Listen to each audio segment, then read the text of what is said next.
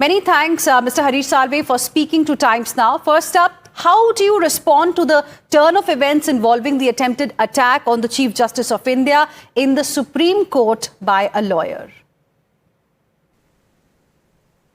I would not escalate it to match an expression event in the day of the Supreme Court. It's an incident, unfortunate incident, that it's a member of the legal profession. He behaved in a manner unbecoming of a lawyer. We all have our points of view. We all have our differences. We have all been from time to time critical of what the judges have said, what the judges have written, what the judges have done. But there is a way of expressing your criticism. And this is not the way in which lawyers are expected to behave. But it was 2 minutes in the course of a day. It is an incident.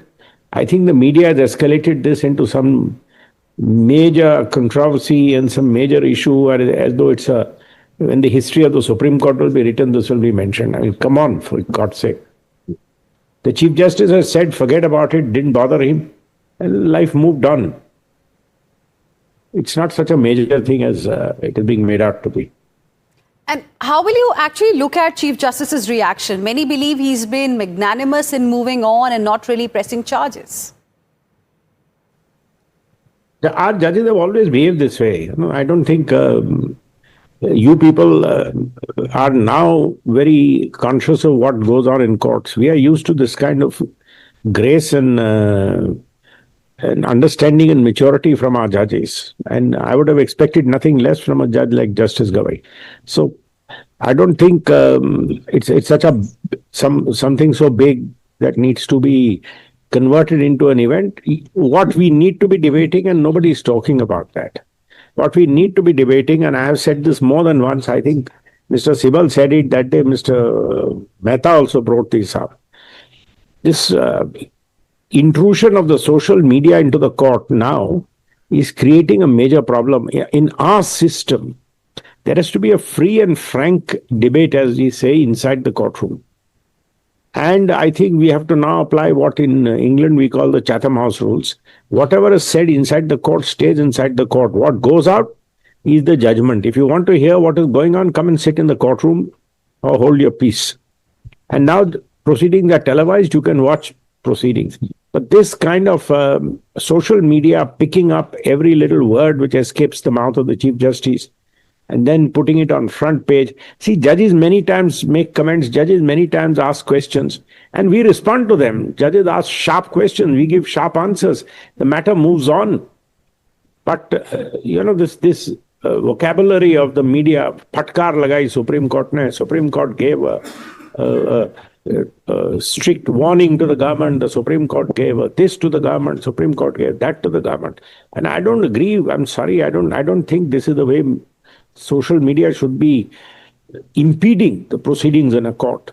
And I'll tell you one thing, and I say so public. Chief Justice Chandrachud used to speak of what I was surprised to hear an expression. He used to call it the conversational jurisdiction of the Supreme Court. Sorry, I don't think the courts have any conversational jurisdiction.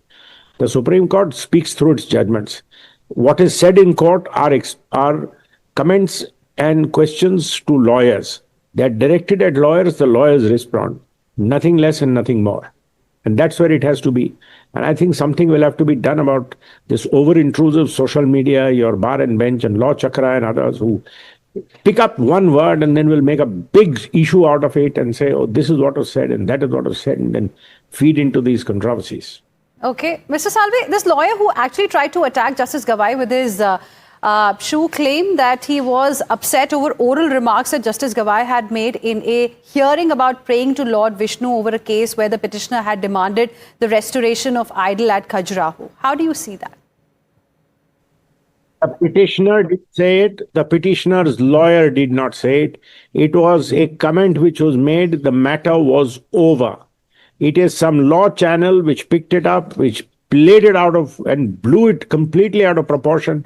The Chief Justice said, look, it was, it is sometimes these judges, the workload they have, they get provoked by petitions which, according to them, are misconceived. So a sharp comment was made. He clarified it had nothing to do with any faith in any religion. He respects all religions equally. The matter should have ended there.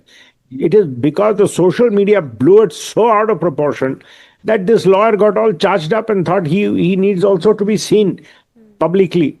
Because this is the other problem, everybody wants to be seen as doing something. So he wanted to be seen. So he is seen now, and for the last 4 days we've been talking about this gentleman. Nobody knew of his existence before this happened. Finally, would it be in the interest of everyone concerned that the entire transcript of the court proceedings be made available so that there is no recipe or, for confusion? It is public. It is public. You can log on to the Supreme Court courtroom and hear what you have to hear.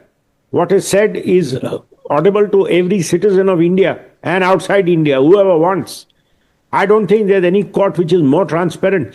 All our court proceedings are online, especially Supreme Court. So please don't talk about transparency. It's this quoting things out of context. These one-liners. Judges make comments. You add your gloss saying, the Supreme Court gave a firing to the government of India. The judge is asking the Solicitor General some hard questions becomes a firing to the government of India. Or the judge is asking some hard questions of the petitioner. The petitioner was rebuffed by the Supreme Court. This kind of commentary. Then believe me, somewhere or the other, it affects the mind of the lawyer making a submission when he knows anything he says will be dramatized. Mr. Sibal rightly protested when he used to appear for West Bengal government. He used to get death threats and all kinds of things because of this one-line reporting. Mr. Salve, the judiciary is also not immune to what is being said on social media. If lawyers can get affected, what about judges? They have not claimed immunity. I am telling you as a member of the bar. I find this is something wrong. This is a wrong trend. I know it inhibits lawyers from saying what they really want to say. And woe be the day where a judge feels if I ask a question or if I say something and these chaps sitting, these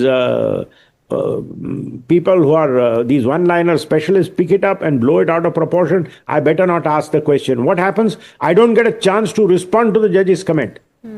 The judge writes something in the judgment and I get upset saying, but I wish he had asked me, I had a complete answer to this. So this is what you people will cause. So please, in the cause of transparency, don't impede the free and fair working of the court. All right, we leave it there.